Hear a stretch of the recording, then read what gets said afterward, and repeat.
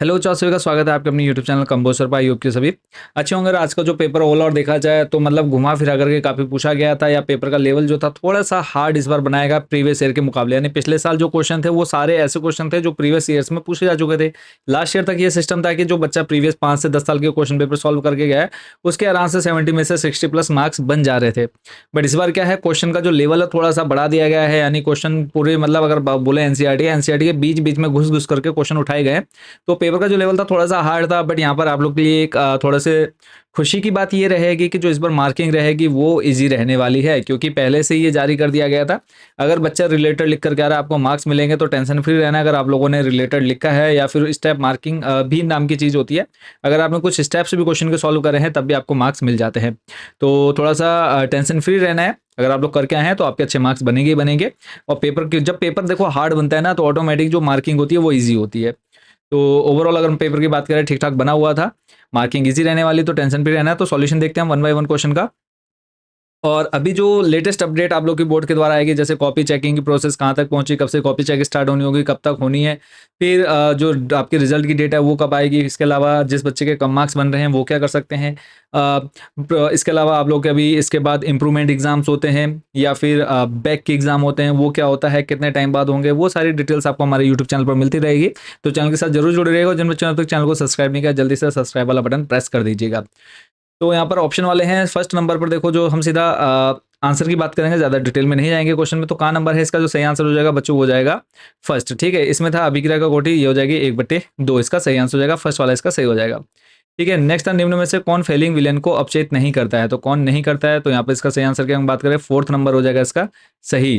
ठीक है, यानी HCOOH हो जाएगा इसका सही आंसर। गा नंबर है, एक ग्रेनियार अभिकर्मा का विरचन शुष्क ईथर की उपस्थिति में मैग्नीशियम पर किसकी क्रिया द्वारा किया जाता है। तो चार ऑप्शन आपको दिए दिए होते हैं। गा नंबर इसके अगर हम बात करें सही आंसर की, सही आंसर हो जाएगा C2H5Cl, सेकंड इसका बच्चों सही आंसर हो जाएगा।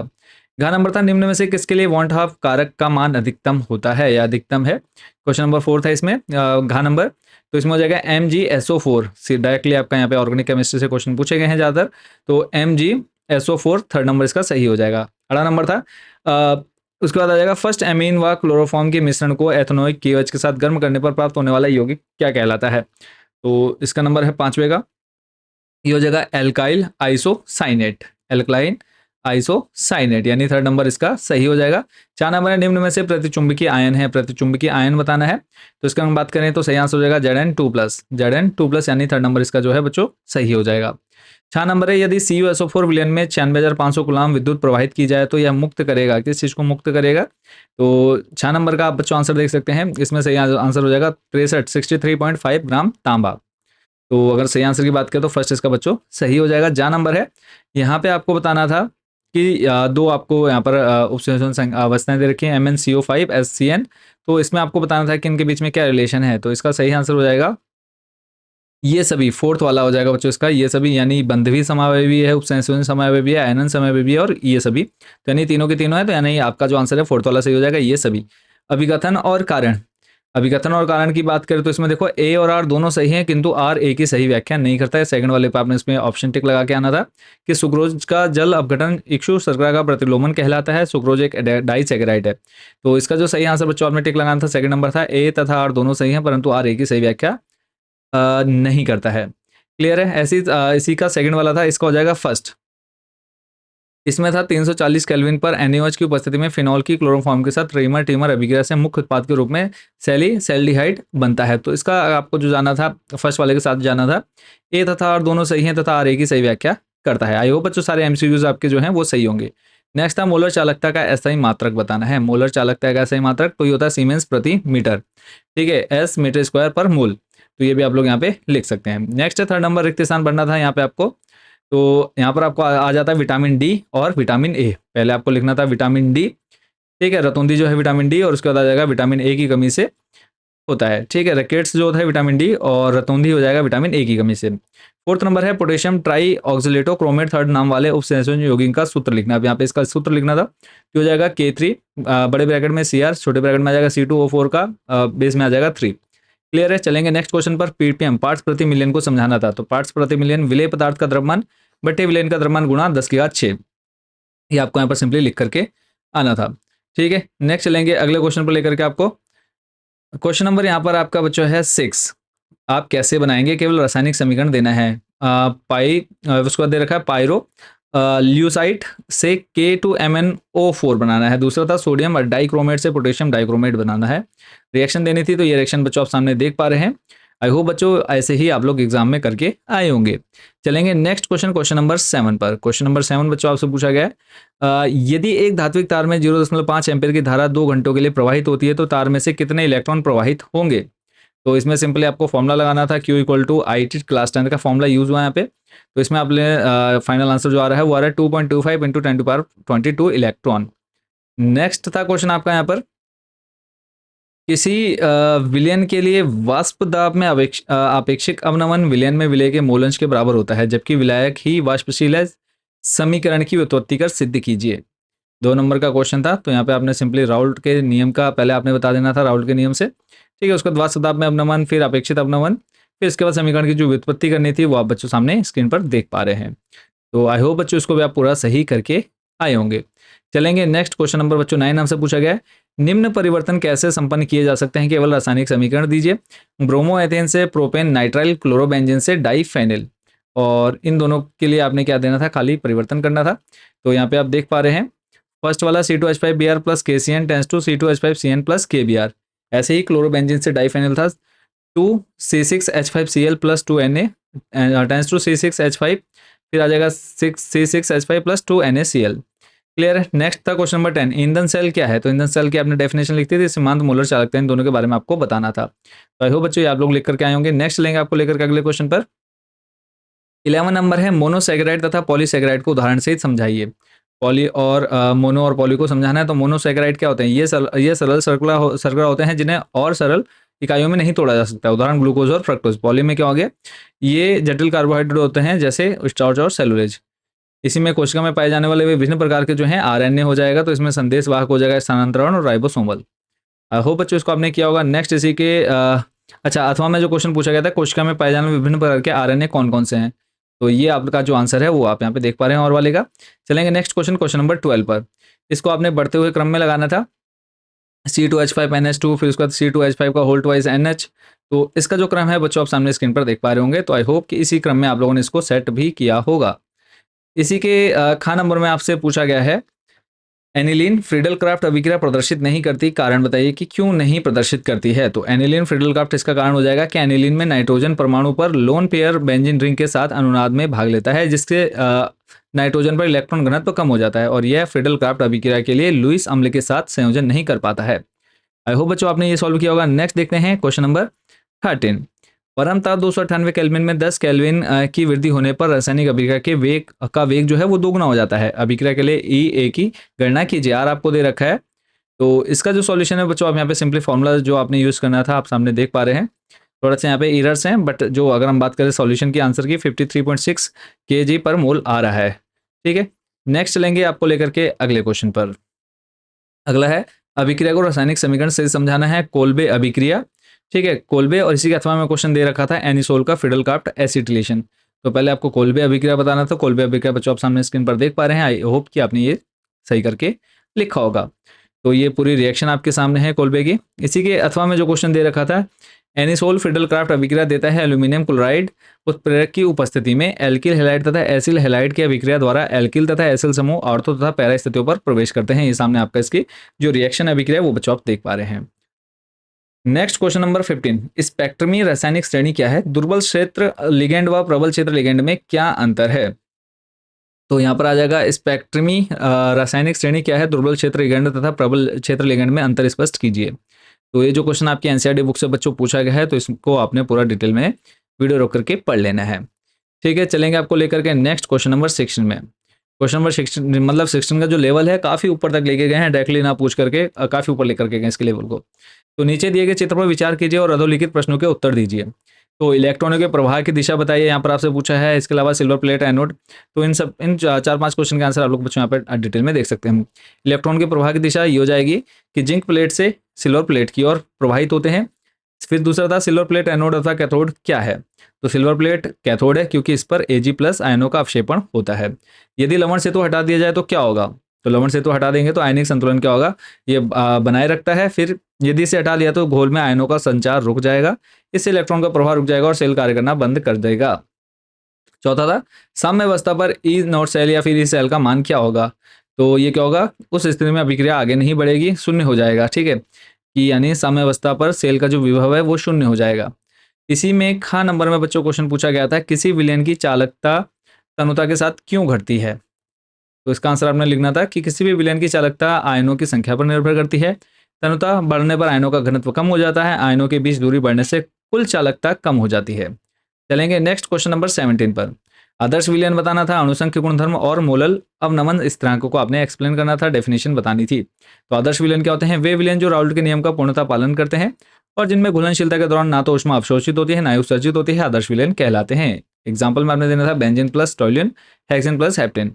ऐसे ही था दूसरा वाला, सेकंड नंबर पर जो आपसे पूछा गया अणुसंख्य गुणधर्म, तो ये आ जाएगा वे अगर हम बात करें इसकी कोलिगेटिव प्रॉपर्टीज की, तो इसमें आ जाएगा आपका वे गुण जो केवल विलयन में घुले हुए कणों की संख्या पर निर्भर करते हैं, ना कि उनके प्रकार पर, अपवर्ती गुणधर्म कहलाते हैं या फिर अणुसंख्य गुणधर्म कहलाते हैं। कुछ एग्जाम्पल में आपने देना था वाष्प दाब में कमी, क्वथनांक में वृद्धि, हिमांक में अपनयन, परासरण दाब। आई होप बच्चों ये सारे जो हैं आप अच्छे से पढ़ के गए होंगे और लिखा भी होगा आप लोगों ने। नेक्स्ट इसी में गा नंबर पूछा गया था, मोलल अवनमन स्थिरांक क्या है। तो यह एक स्थिरांक है जो यह दर्शाता है कि जब एक मोल विलय को 1 किलोग्राम विलायक में घोला जाता है तो हिमांक कितना कम हो जाता है। इसे KF से दर्शाते हैं और इसकी इकाई जो है के केजी पर मोल होती है। फॉर्मूला आपके सामने है, आई होप बच्चों आपने ये फॉर्मूला भी अच्छे से लिखा होगा। नेक्स्ट क्वेश्चन नंबर 18 आपसे पूछा गया था कि ये जो है NiCl4 ये जो है अनुचुंबकीय है जबकि दूसरा प्रतिचुंबकीय, यद्यपि दोनों चतुष्फलकीय, ऐसा क्यों होता है। मोस्ट इंपोर्टेंट क्वेश्चन से बच्चों ये आपका रिपीटेड है, तो इसका आंसर बच्चों आप लोग सामने स्क्रीन पर पढ़ पा रहे होंगे और इसको आपने सही से किया भी होगा आई होप। चलेंगे नेक्स्ट क्वेश्चन पर। नेक्स्ट बच्चों जो क्वेश्चन है हमारा 18 का सेकंड नंबर पूछा गया है, खा नंबर जो है कि Ma2X2 प्रकार के चतुष्फलकीय संकुल जहां M केंद्रीय धातु आयन तथा A व X विभिन्न प्रकार के एक दंतु लिगेंड है में ज्यामितीय समवेता संभव नहीं है, क्यों। तो इसका जो रीजन आपको देना था वो बच्चों आप सामने पढ़ पा रहे हैं। पहला पॉइंट की संभव ज्यामितीय विन्यास जो है इसकी वो आप यहाँ पे देख पा रहे होंगे। ठीक है, नेक्स्ट चलेंगे आपको लेकर के ज्यामितीय समवेती की शर्तें, ये आप लोगों ने इसके अंदर अच्छे से बना करके लिखा होगा, तो ये पूरा डिटेल में आप लोग पढ़ सकते हैं वीडियो रोक करके। चलेंगे नेक्स्ट इसी के अथवा में क्वेश्चन है, VBT संयोजकता अपन सिद्धांत के आधार पर निम्न उप संयोजन सत्ताओं की ज्यामिति व चुंबकीय गुण की विवेचना कीजिए। FeCN पावर में बेस में है 6 और पावर में कितना है 4 माइनस, ऐसे COF6 और पावर में कितना है 3 माइनस। तो फर्स्ट वाले के बारे में कि केंद्रीय धातु आयन जो है Fe2+ लोहा है, इलेक्ट्रॉनिक विन्यास इसका Fe2+ का इलेक्ट्रॉनिक विन्यास जो है AR3D6 होता है। इसके बाद लिगेंड वगैरह संकरण वगैरह आप यहाँ पे पूरा डिटेल में इसके बारे में पढ़ सकते हैं। ऐसे ही सेकंड वाला जो बच्चों था उसके बारे में आप पढ़ सकते हैं, कोबाल्ट हो गया, इसका इलेक्ट्रॉनिक विन्यास 3D6 होगा और उसके बाद पूरा आपने यहाँ पर बाकी जो इसकी ज्यामिति है ये संकरण है वो सब जो आप लोग यहाँ पे पढ़ सकते हैं। ठीक है, संक्षेप में आप यहाँ पे शॉर्टकट में भी इसको आप देख सकते हैं। ठीक है, नेक्स्ट चलते हैं अगले क्वेश्चन पर। अगला जो क्वेश्चन पूछा गया है यहाँ पे आपसे पूछा है 19 का नंबर में, पॉलीहेलोजन यौगिक DDT का संरचना सूत्र व रासायनिक नाम लिखिए। तो यहाँ पे आ जाएगा DDT संरचना सूत्र क्या है वो आप देख लीजिए, आगे आके DDT का संरचना सूत्र। ठीक है, और इसका जो रासायनिक नाम है 111 ट्राइक्लोरो 22 4 क्लोरोफेनिल इथिन। और इसके बारे में DDT के बारे में अगर आप लोग और डिटेल जानकारी देना चाहते हैं तो ये कीटनाशक के रूप में इसका प्रयोग किया जाता है। यह एक बहुत ही स्थिर यौगिक है जो पर्यावरण में लंबे समय तक बना रहता है, इतना काफ़ी है, बाकी आप लोग पढ़ लेंगे वीडियो रोक करके। इसी का सेकंड नंबर में आपसे पूछा गया है, निम्न युग्म में से कौन सा यौगिक तीव्रता से SN1 अभिक्रिया करेगा और क्यों। अब यहाँ पे आपको दे रखे हैं CH3 CH2 Br और दूसरा दे रखा है यहाँ पे आप देख पा रहे हैं सामने। तो सिंपली हम इसका आंसर देखेंगे SN1, तो वह यौगिक जो SN1 अभिक्रिया तेजी से करेगा वह CH3 और फिर ब्रैकेट के बाद 3 CBr टर्शियरी एल्काइल हैलाइड है। क्यों, इसके रीजन बच्चों आप लोग यहाँ पे डिटेल में पढ़ सकते हैं। क्लियर है, चलेंगे नेक्स्ट जो क्वेश्चन है क्वेश्चन नंबर 20। इस यहाँ पे आपको बताना था रीजन, क्वेश्चन नंबर 20 में कारण बताना था कि एल्कोहलों के निर्जलीकरण की अपेक्षित सुगमता का क्रम 3 डिग्री। ठीक है, तृतीयक द्वितीयक प्राथमिक फिर इस तरह से होता है, तो इसका रीजन आपने यहाँ पर देना है। तो यहाँ पे आप देख सकते हैं क्योंकि टर्शियरी अल्कोहल सबसे स्थिर कार्बोकैटायन बनाते हैं। हाँ नंबर था क्रेसॉल्स की अम्लता फिनॉल की अपेक्षा कम होती है, क्यों। तो इसका रीजन भी बच्चों आप लोग सामने स्क्रीन पर अच्छे से पढ़ सकते हैं। गा नंबर था, इसी में गा नंबर बच्चों आपसे पूछा गया, मेथॉक्सी मेथेन की तुलना में एथनॉल का क्वथनांक उच्च होता है, क्यों। तो इसमें आप लोगों ने रीजन देना था कि एथनॉल में हाइड्रोजन बॉन्डिंग होती है जबकि मिथॉक्सी मीथेन में यह नहीं होती है। हाइड्रोजन बॉन्डिंग के कारण अणुओं के बीच आकर्षण बल अधिक होता है, जिससे क्वथनांक बढ़ जाता है। चलेंगे इसी के अथवा में, प्राथमिक द्वितीयक तथा तृतीयक अल्कोहल के विभेदीकरण हेतु ल्यूकांस परीक्षण क्या है, समझाइए। तो ल्यूकांस परीक्षण आपको यहाँ पर पूरा देना था। तो फर्स्ट पॉइंट, सेकंड पॉइंट और ये आप लोगों ने आराम से वीडियो रोक करके पढ़ लेना है बच्चों। Next question number 21। Question number 21 में आपको यहाँ पर खाली क्या है, रासायनिक समीकरण देकर के समझाना था। स्टीफन अभिक्रिया को, हेलोफॉर्म अभिक्रिया और क्लीमेंसन अपचयन, इन तीनों को बच्चों आपने यहाँ पर एक्सप्लेन करना था। फर्स्ट नंबर पर आप देख पा रहे हैं स्टीफन अभिक्रिया, जो मैंने आपको इंपॉर्टेंट रिएक्शंस की वीडियो प्रोवाइड कराई थी, उसके अंदर ये कवर हमने किया था। ठीक है, दूसरे नंबर पर आ जाएगा यहाँ पे हेलोफॉर्म प्रतिक्रिया, इसको आपने देख लेना है। चलेंगे नेक्स्ट, इसमें क्लीमेंसन अपचयन, ये भी हमने आपको इंपॉर्टेंट क्वेश्चन में प्रोवाइड कराया था। तो चलेंगे आपको 21 के और पर लेकर के। 21 के और में बच्चों आपसे पूछा है, आम निम्न परिवर्तन कैसे करेंगे, केवल रासायनिक समीकरण दीजिए। टाउलिन से बेंजीन एल्डिहाइड, फॉर्मेल्डिहाइड से मेथनॉल, एथेनोइक अम्ल से एथेनोइक एनहाइड्रेट। तो इन तीनों का आंसर भी जल्दी से देख लेते हैं। तो ये फर्स्ट वाला आप देख रहे हैं, खाली हमको क्या करनी थी, रासायनिक अभिक्रिया देनी है। ऐसी सेकंड वाली रिएक्शन जो है वो आपके सामने है। फिर चलते हैं थर्ड वाले पर लेकर के, थर्ड रिएक्शन जो है वो आपके सामने है। नेक्स्ट जो क्वेश्चन था बच्चों, क्वेश्चन नंबर 22 में बोला है, प्राथमिक द्वितीयक एवं तृतीयक एमिनो की पहचान हेतु हिंसबर्ग परीक्षण का वर्णन कीजिए, निहित अभिक्रियाओं के रासायनिक समीकरण भी लिखिए। तो यहाँ पर आप लोग देख सकते हैं, बेंजीन सल्फोनिल क्लोराइड जिसे हिंसबर्ग अभिकर्मक भी कहा जाता है, प्राथमिक और द्वितीयक एमिनो से अभिक्रिया करके सल्फेनोमाइड बनाते हैं। तो पहला आप यहाँ पे देख सकते हैं। तो इसको बच्चों आपने वीडियो रोक करके डिटेल में पढ़ लेना है। ऐसी द्वितीयक एमीन की अभिक्रिया, ऐसी फिर आप लोग लास्ट में तृतीयक एमीन के बारे में बच्चों यहाँ पर पढ़ लेंगे। क्लियर है, चलते हैं आपको लेकर के नेक्स्ट क्वेश्चन पर। क्वेश्चन नंबर 23 है, इसमें कहा है डी ग्लूकोज निम्नलिखित अभिकारकों के साथ किस प्रकार प्रतिक्रिया करता है। पहला है आपको देखा है HI, फिर है ब्रोमीन जल, तीसरा है HNO3। इन तीनों के साथ कैसे अभिक्रिया करेगा, HI के साथ क्या करेगा, एन हेक्सेन में परिवर्तित हो जाएगा। ठीक है, और यहाँ पे आपकी अभिक्रिया है, फिर जब ब्रोमीन के साथ करेगा तो ब्रोमीन के साथ जो अभिक्रिया आएगी वो आप सामने देख पा रहे हैं कंप्लीट यहाँ पे। ठीक है, उसके बाद चलेंगे नेक्स्ट, ग्लूकोज थर्ड नंबर पर था, नाइट्रिक अम्ल HNO3 के साथ अभिक्रिया करेगा, तब आपके सामने जो रासायनिक समीकरण निकलेगा वो आपके सामने है। क्लियर, आई होप कि बच्चों इसको आप अच्छे से सही से करके आए होंगे। अथवा में क्वेश्चन दिया है, ज्यूटर आयन आपको मतलब समझाना है, न्यूक्लियोटाइड बताना है, ग्लाइकोसाइड बंध बताना है। तो सबसे पहले ज्यूटर आयन, ठीक है, अभिक्रिया आप लोगों ने देख लेनी है। उसके बाद आ जाता है न्यूक्लियोटाइड। क्लियर है, न्यूक्लियोटाइड के बाद आ जाता है ग्लाइकोसाइड, साइड एक बंद आ जाएगा इसमें। ठीक है, नेक्स्ट चलते हैं अगले क्वेश्चन पर। क्वेश्चन नंबर 24 का फर्स्ट, यहाँ पे कहा है निम्न ग्राफ अभिक्रिया की दर और अभिक्रिया की सांद्रता के मध्य निरूपण है, अभिक्रिया की कोटि क्या है। यहाँ पे आपको सिर्फ क्या बतानी थी, कोटि। तो यहाँ पर आ जाएगा, यह दर्शाता है कि यह शून्य कोटि की अभिक्रिया है। सेकंड नंबर पे है, रासायनिक अभिक्रिया की दर को प्रभावित करने वाले कारक कौन कौन से हैं, कारकों का वर्णन कीजिए संक्षेप में। ये भी हमने बहुत अच्छे से समझा था। तो अभी कारकों की सांद्रता हो गया, तापमान हो गया, उत्प्रेरक की उपस्थिति हो गई, दाब, माध्यम। तो ये पांचों के पांच में से कम आपने 3 से 4 लिख करके आने थे। नेक्स्ट है अगला क्वेश्चन जो है 20, इसी का अथवा में बच्चों क्वेश्चन पूछा हुआ था, प्रभावी संघट्ट। ठीक है, इसी के अंदर जो हमसे क्वेश्चन पूछा हुआ है, इसको हम छोड़ देते हैं अथवा वाले क्वेश्चन को। 25 का कहा है, अंतरकाशी यौगिक क्या है, उदाहरण भी दीजिए। तो अंतरकाशी यौगिक के बारे में आपको बताना है कि वे यौगिक होते हैं जिनमें छोटे परमाणु जैसे हाइड्रोजन, बोरॉन, कार्बन, नाइट्रोजन आदि किसी धातु के क्रिस्टल लैटिस के रिक्त स्थानों में प्रवेश कर जाते हैं। विशेषताएं क्या है वो बच्चों आप यहाँ पे डिटेल में पढ़ लेंगे। एग्जाम्पल आपको देने थे, तो एग्जाम्पल बच्चों आपको यहाँ पर दे रखे हैं, लो हाइड्राइड, टाइटेनियम कार्बाइड, उसके बाद मोलिब्लेडम नाइट्राइड और टंगस्टन कार्बाइड। नेक्स्ट इसी के अथवा में दूसरा क्वेश्चन पूछा हुआ है, अथवा में 25 का जो अथवा वाला बच्चों क्वेश्चन है, सॉरी सेकंड नंबर का, निम्न आयनों के इलेक्ट्रॉनिक विन्यास Cu+ का बताना था। तो इसका जो इलेक्ट्रॉनिक विन्यास है बच्चों आप सामने देख सकते हैं। आई होप कि बच्चों आपने सही किया होगा। Cu+ का जो है, फिर सेकंड नंबर पे था Ce4+। ठीक है, यहाँ पे ये हो गया आपका Cu+ का। ऐसे Ce4+ का दिखाना है तो Ce4+ का जो बच्चों बनेगा वो बन जाएगा, यहाँ पे आप सामने स्क्रीन पर देख पा रहे हैं। ठीक है, आई होप बच्चों ये आपने बिल्कुल सही किया होगा। नेक्स्ट चलते हैं 25 के अथवा में। इसमें पूछा है आपसे, लेंथेनाइड आकुंचन की तुलना में एक तत्व से दूसरे तत्व के बीच एक्टिनाइड आकुंचन अधिक क्यों होता है। तो इसके लिए रीजन आपने लिखना है कि एक्टिनाइड श्रृंखला में 5f इलेक्ट्रॉनों का परीक्षण प्रभाव 4f इलेक्ट्रॉनों की तुलना में कम होता है। इसका मतलब है कि नाभिक का आकर्षण बाहरी इलेक्ट्रॉन पर अधिक प्रभावी होता है। बाकी डिटेल में बच्चों आपने इसको लिख देना था। चलेंगे आपको लेकर के नेक्स्ट क्वेश्चन पर। इसी का जो सेकंड आपसे पूछा गया है कि संक्रमण धातुएं तथा इनके अनेक यौगिक उत्तम उत्प्रेरक का कार्य करते हैं। तो इसके बारे में सिर्फ आपको रीजन देना था ये आप लोग बच्चों स्क्रीनशॉट ले लीजिए या फिर इसको वीडियो रोक करके पढ़ लेंगे। चलते हैं नेक्स्ट, जो हमारा अनुच्छेद दे रखा था, पैसेज दिया हुआ था, इससे इसको पढ़ करके हमें इनसे जो प्रश्न पूछे गए हैं वो हमको बताने थे। नाभिक रागी योगात्मक अभिक्रियाओं के प्रति एसीटोन एथेनॉल से कम क्रियाशील होता है, क्यों? ये हमको बताना था। तो ये आप लोगों ने बाकी जो है इसका डिटेल में आंसर पढ़ लेना है। संक्रमण धातुओं से क्वेश्चन पूछा गया था। इसमें जो है हमसे पहले पूछा गया है नाभिक रागी योगात्मक अभिक्रियाओं के प्रति एसीटोन एथेनॉल से कम क्रियाशील होता है, रीजन देना है आपको। तो रीजन आपके सामने है, जल्दी से इसको आप वीडियो रोक करके पढ़ लेंगे। हाँ, नंबर हमसे पूछा है CH3 CHO की जब NaHSO3 से क्रिया होती है तो कौन सा उत्पाद बनता है, रासायनिक समीकरण देना है।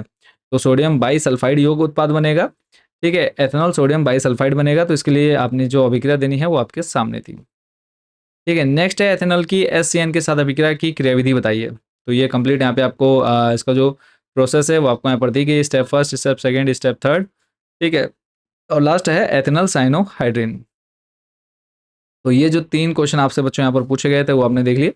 आई होप बच्चों ये पूरा जो क्वेश्चन पेपर है आपने अच्छे से सॉल्व किया होगा। बाकी आपका जो पेपर है कितने नंबर आपके इसमें बन रहे हैं, और ओवरऑल जो अगर मार्किंग की बात करें इजी मार्किंग रहने वाली है, सभी का रिजल्ट अच्छा रहेगा।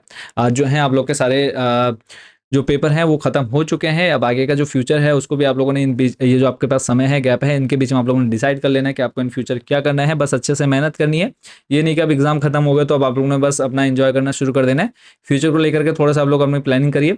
सभी को ऑल द बेस्ट। अच्छे फ्यूचर के लिए मिलते हैं बहुत जल्द। जो भी लेटेस्ट अपडेट आती है उत्तराखंड बोर्ड से रिजल्ट को लेकर के, कॉपी चेकिंग को लेकर के, या फिर इंप्रूवमेंट एग्जाम, फिर बैक एग्जाम, इन सब की डिटेल्स भी आपको हमारे यूट्यूब चैनल पर मिलती रहेगी। तो चैनल के साथ जरूर जुड़िएगा। तो सभी को ऑल द बेस्ट आपके बोर्ड रिजल्ट के लिए। मिलते हैं नेक्स्ट वीडियो में। Thank you so much watching for this video.